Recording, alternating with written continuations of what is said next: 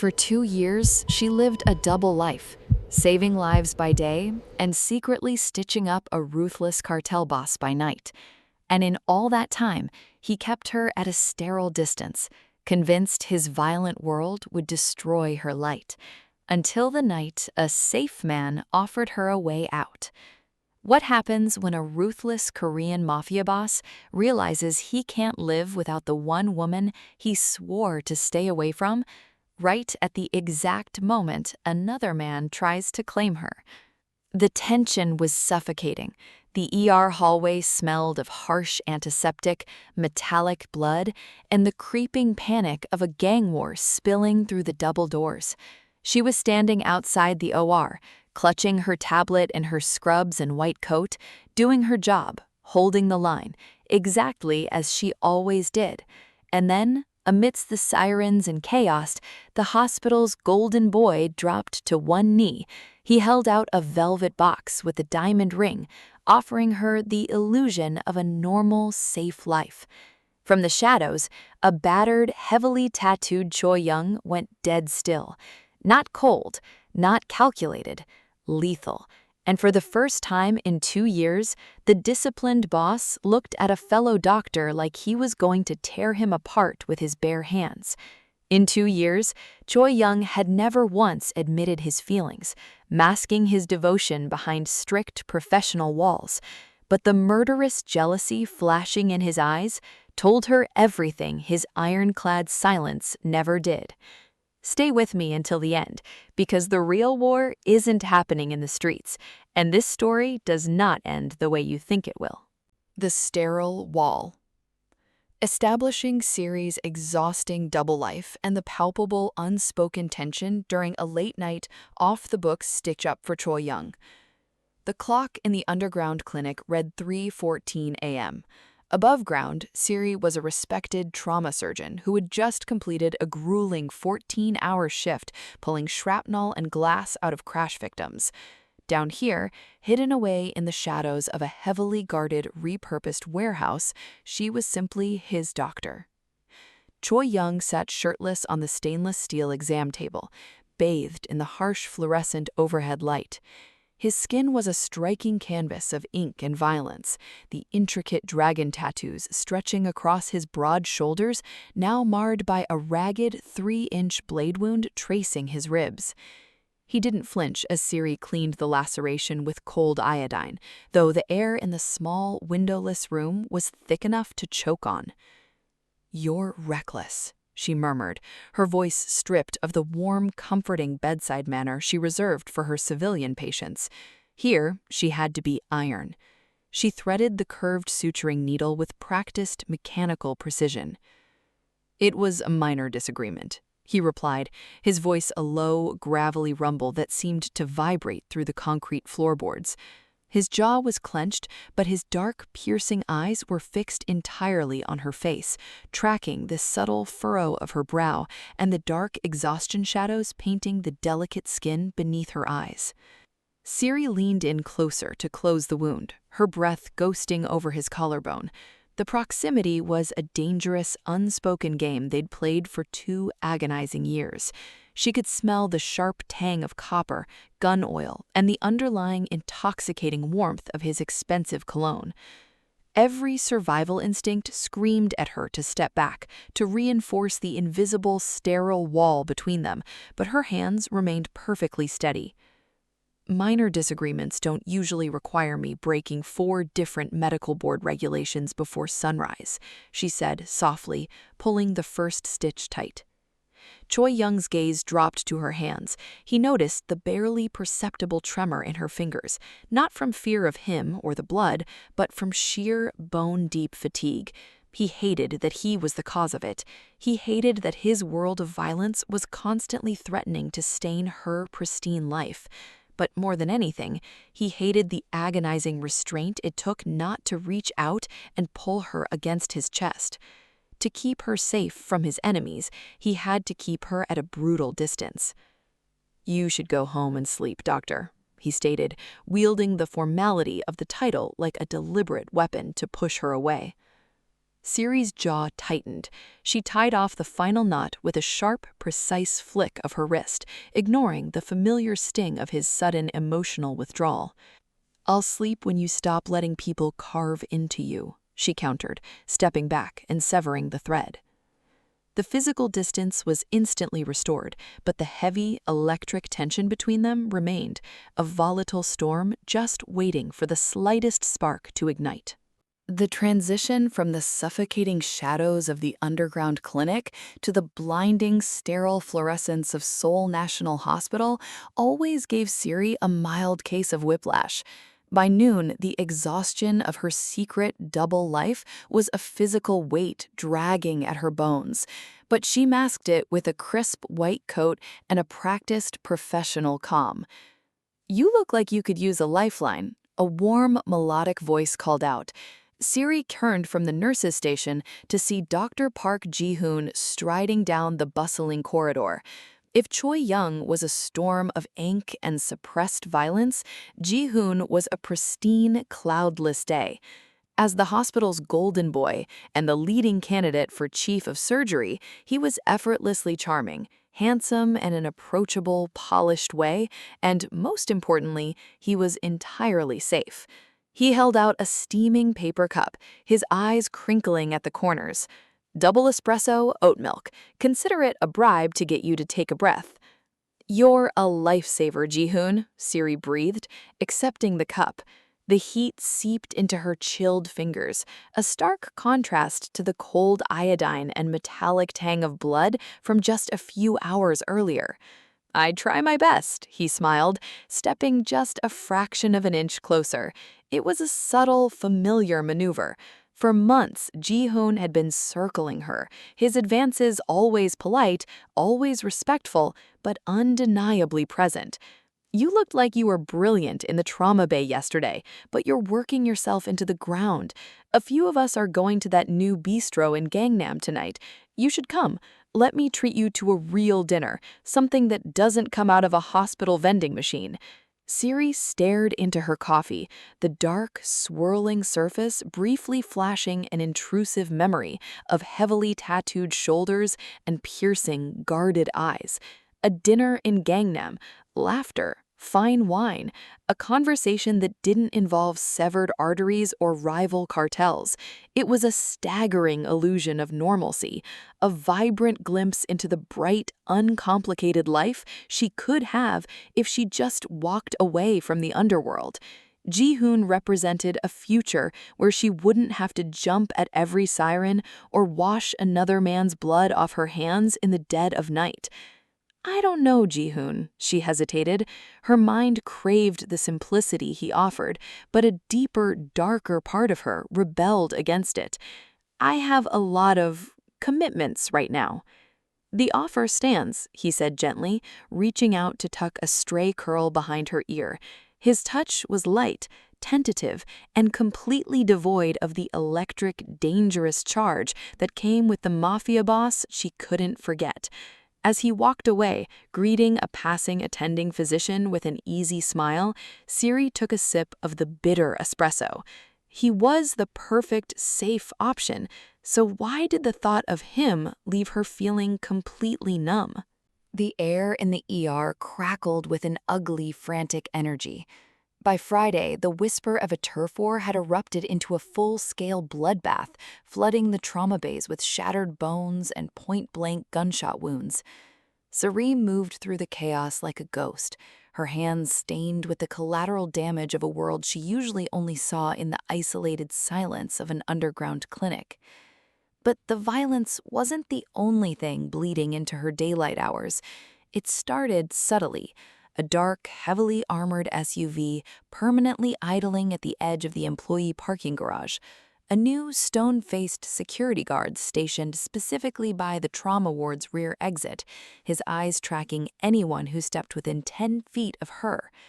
Then the interventions became undeniably aggressive. On Tuesday, Siri had reluctantly agreed to grab a quick lunch with Ji-hoon in the hospital courtyard. She was desperate for a sliver of the easy, untainted normalcy he constantly offered. But before they could even reach the elevators, the hospital's chief of staff had intercepted Ji-hoon, inexplicably dumping a massive, urgent administrative audit on his desk. Ji-hoon had apologized profusely, but Siri had caught the faint, bewildered frustration in his eyes. On Thursday, Ji-hoon's tires were mysteriously slashed just as he offered to drive her home in the rain. Siri wasn't naive. She knew the hallmarks of a mafia boss's control. Choi-young was a man who commanded shadows, and right now, those shadows were suffocating her. Leaving the hospital late that night, she marched directly toward the idling black SUV. The tinted rear window slid down just 2 inches as she approached, revealing nothing but the faint glow of a dashboard and the terrifying magnetic weight of the man hidden inside. "This has to stop," she demanded, her voice barely a whisper against the cold night air, yet trembling with a dangerous mix of fury and adrenaline. "The streets are bleeding, Doctor," he growled, the formality of the title now laced with a dark, possessive threat. "And men who smile too much cannot protect you from the wolves." "He is my colleague," she hissed, her pulse spiking as she recognized the venomous jealousy directed entirely at Ji-hoon. "He is safe. You are the one dragging the wolves to my door." "If he were capable of protecting you, I wouldn't have to," Choi-young countered ruthlessly. The window began to glide up, severing the connection. "Go home, Siri, before I decide my men aren't enough to keep him away from you." As the heavy vehicle melted into the night, Siri stood frozen on the pavement. The invisible wall between them wasn't just cracking. Choi-young was systematically tearing it down, and heaven help anyone caught in the crossfire. The double doors of the trauma bay blew open, shattering the brief, fragile quiet of the midnight shift. Paramedics flooded the sterile corridor, shouting vitals over the agonizing groans of bleeding men. Siri didn't need to hear the chaotic reports to know what had happened. The jagged dragon tattoos peeking from beneath blood-soaked, torn shirts told her everything. Choi-young's syndicate had been hit, and the battlefield had just relocated to her emergency room. "Multiple gunshot wounds, blunt force trauma," a nurse yelled, tossing Siri a fresh pair of gloves. For the next 3 hours, Siri operated in a fugue state of adrenaline and horror. She packed wounds, clamped arteries, and watched the collateral damage of Choi-young's violent world stain the pristine white tiles of her sanctuary. Every time a new stretcher was wheeled in, a suffocating terror gripped her throat, a paralyzing, irrational fear that the next shattered body would be his. When the final patient was stabilized and transferred to intensive care, Siri stripped off her ruined gloves, her hands trembling so violently she could barely scrub the dried blood from her skin. The physical exhaustion was nothing compared to the emotional fracture splinter in her chest. She retreated to the desolate stairwell, collapsing on the cold concrete steps. The heavy metal door clicked shut, sealing her in a suffocating silence that felt sickeningly familiar. It was his silence, the same impenetrable, maddening wall Choi-young used to lock her out, justifying it as protection. But as she stared at the faint pink tinge of diluted blood still staining her cuticles, the illusion shattered. His silence wasn't a shield, it was a cage.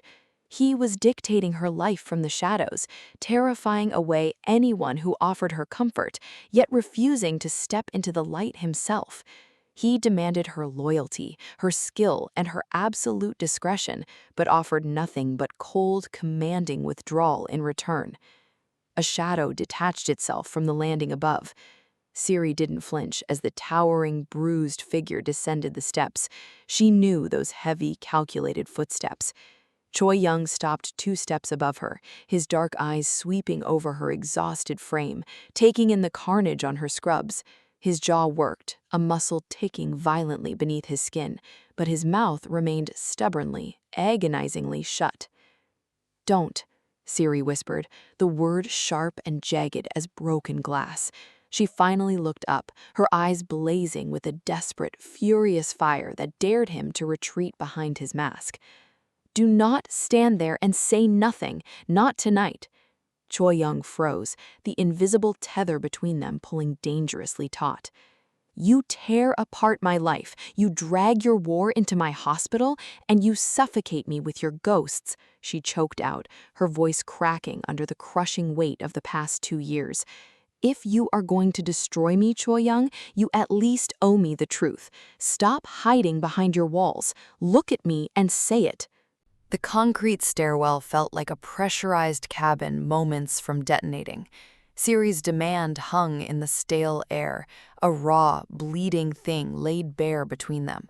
For a fractured second, the impenetrable mask of the Mafia boss slipped.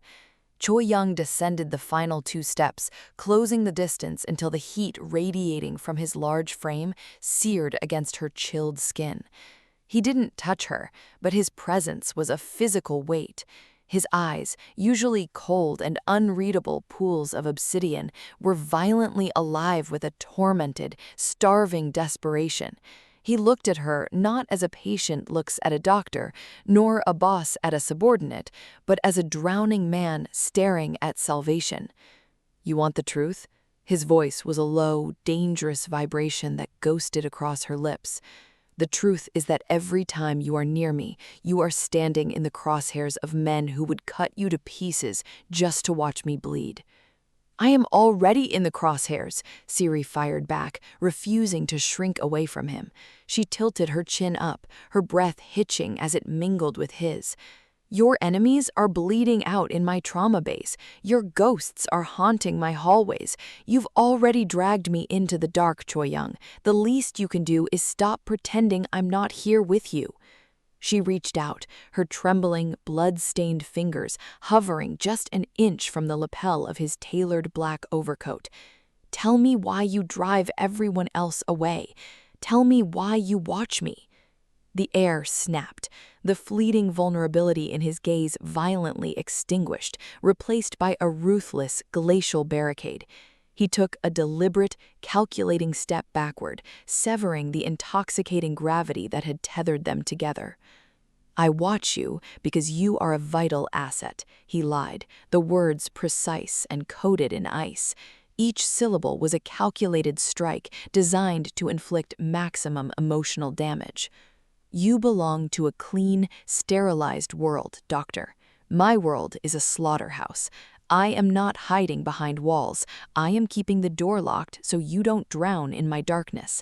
If you cannot handle the collateral damage of our arrangement, I will find another surgeon." He turned his back on her, ascending the stairs without a single glance backward. The heavy metal door slammed shut above, echoing like a gunshot in the silence, leaving Siri completely alone in the freezing ruin of her own breaking heart. The absence of his shadows was louder than a gunshot. For 3 agonizing days, the black SUV was gone from the parking garage. The stone-faced guard by the rear exit had vanished.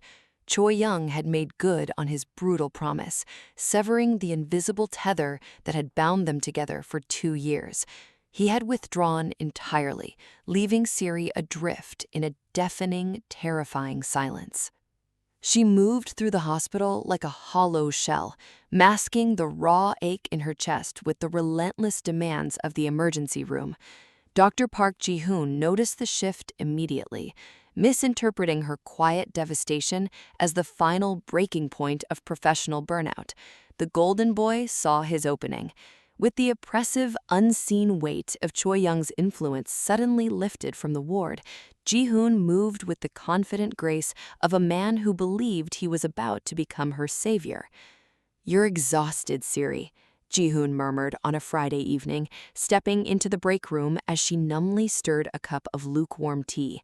He was dressed impeccably, his white coat draped over a tailored navy suit that spoke of upscale dinners and uncomplicated, safe evenings.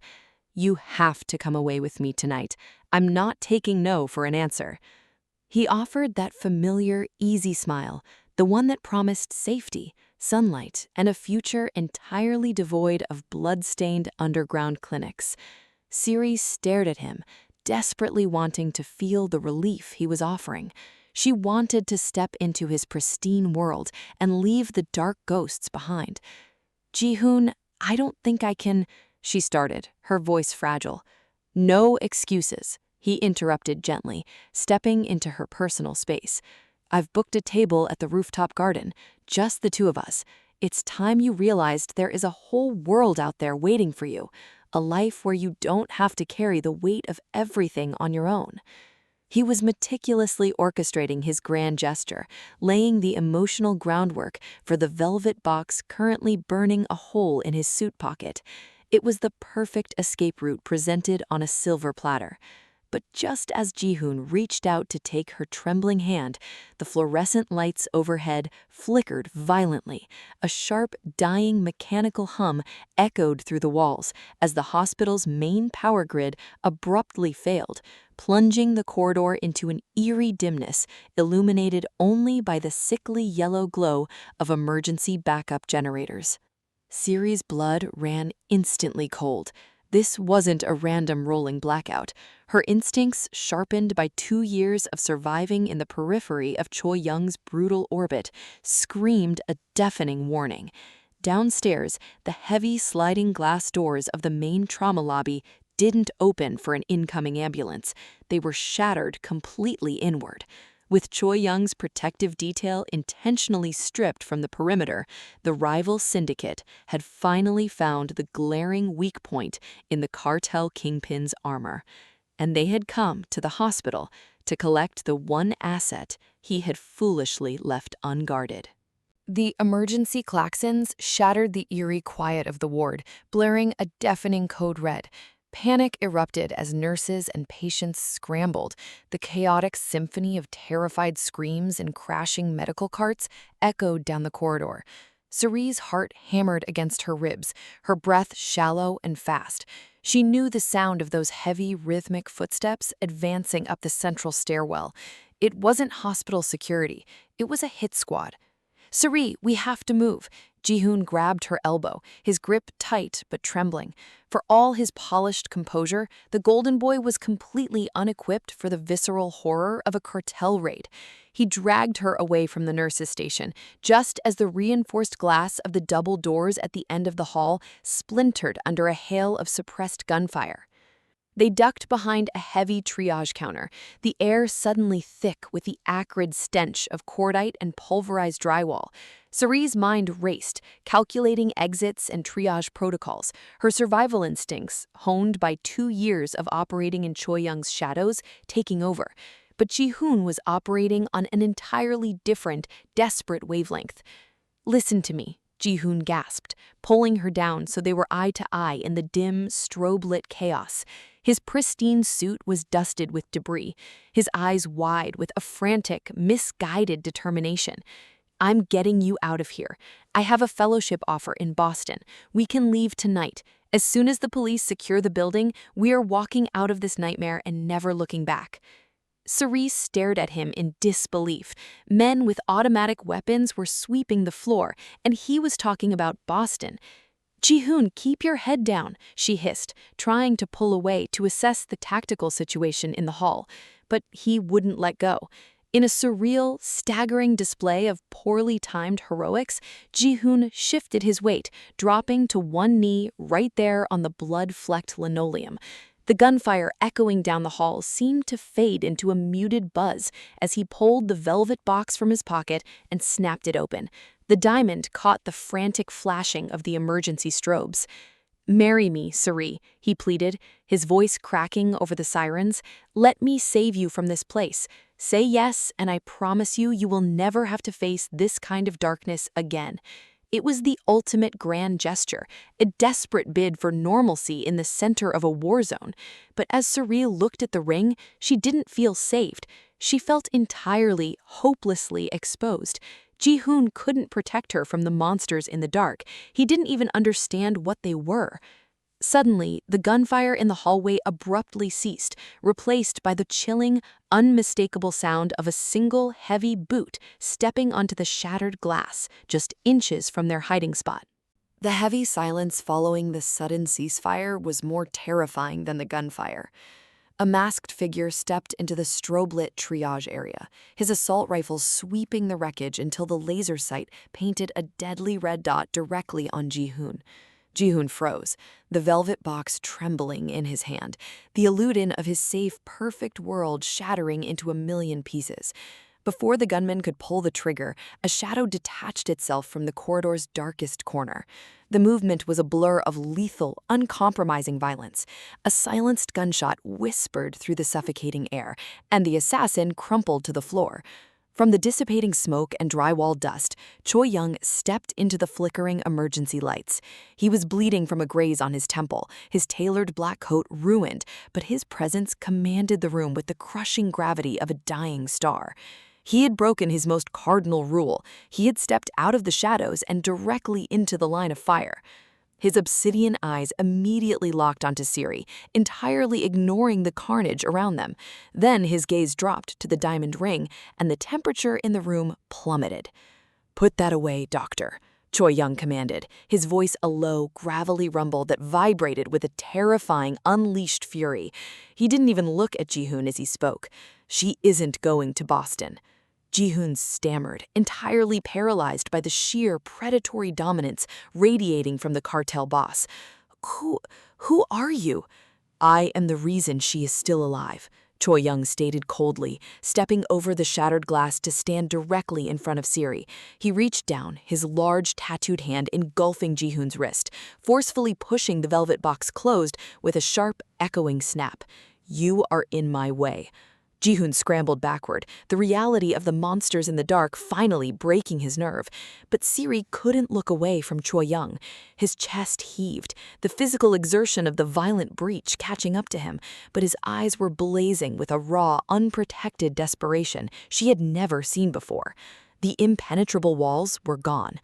"I tried," Choi-young breathed, his voice fracturing as he dropped to his knees in the ruin, bringing himself to her level. He reached out, his blood-stained fingers gently framing her face, uncaring of the hospital staff watching them from the periphery. "I tried to lock you out. I tried to let him give you the light, but when I saw you slipping away..." He leaned his forehead against hers, his breath mingling with hers in the cold air. "I am a selfish, ruthless man, Siri. I would rather drag you into the dark and burn the world to ashes to protect you than watch you walk away with someone else. I love you, and I am done hiding." The aftermath of the raid was a surreal tableau of flashing red and blue lights reflecting off shattered glass. Sirens wailed in the distance, a beleaguered cavalry arriving long after the true war had been won and lost in the ruined corridors of the trauma ward. Ji-hoon had fled with the surviving civilian staff, his pristine illusion of safety fractured beyond repair. Siri stood amidst the wreckage, her white coat stained with drywall dust and the blood of men she hadn't tried to save. She didn't look at the carnage. Her gaze was locked entirely on the towering, battered kingpin standing before her. Choi-young had holstered his weapon, his chest rising and falling in a slow, deliberate rhythm that anchored her racing pulse. The invisible, sterile wall that had kept them in an agonizing orbit for 2 years was utterly demolished. He reached for her again, his touch no longer hesitant or restricted by his self-imposed rules. His calloused, bloodied thumb gently traced the line of her jaw. "The police will secure the perimeter in less than 3 minutes," he murmured, his voice a low, gravelly anchor in the chaos. "If you stay with me now, there is no going back to the light, Siri. You will be tied to every shadow I cast." Siri leaned into his palm, a fierce, protective fire ignited in her chest. She had spent her career pulling people back from the brink of death, fighting a desperate, solitary war against mortality. But staring into Choi-young's obsidian eyes, she finally understood where she truly belonged. She didn't want a safe, quiet life in the blinding light. She wanted the man who was willing to step into the line of fire to protect her. "I told you once that you don't own me," she replied, her voice steady and resolute, echoing through the ruined hall. "But neither does this hospital. You stepped into my world tonight and bled for me. Now I am stepping into yours." Choi-young's breath hitched, a raw mixture of reverence and dark triumph washing over his bruised features. He didn't offer her a diamond ring or empty promises of peace. Instead, he pulled her flush against his chest, burying his face in the crook of her neck, as if she were the only oxygen left in the burning room. It was a silent, unbreakable vow forged in cordite and survival. When they finally turned to walk out the shattered emergency doors, they moved as a unified, lethal front. Siri was no longer just the secret surgeon stitching up a mafia boss in the dead of night. She was walking out into the chaotic, neon-lit streets of Seoul as his equal, his ultimate savior, and the undisputed queen of his dark, violent empire. The transformation is complete. Siri is no longer just the brilliant trauma surgeon hiding her agonizing double life behind sterile hospital walls. She has fully embraced her new reality as the undisputed queen of Choi-young's uncompromising empire. The dark shadows they once used to keep each other at a distance are now the very foundation of their unbreakable, dangerous bond. But the underworld never truly sleeps, and every newly forged kingdom inevitably attracts challengers. Did you see Ji-hoon's desperate, ill-timed proposal coming, or were you just waiting for Choi-young to finally shatter his own rules and step directly into the line of fire? Let me know your thoughts on that massive twist in the comments. And while you're down there, drop a comment telling me what city or country you are watching from. I love seeing how far across the globe this story is reaching. If your heart was pounding as hard as mine during that chaotic hospital raid, be sure to hit that like button. Most importantly, subscribe and turn on your notifications so you don't miss a single moment of Siri and Choi-young's lethal new partnership.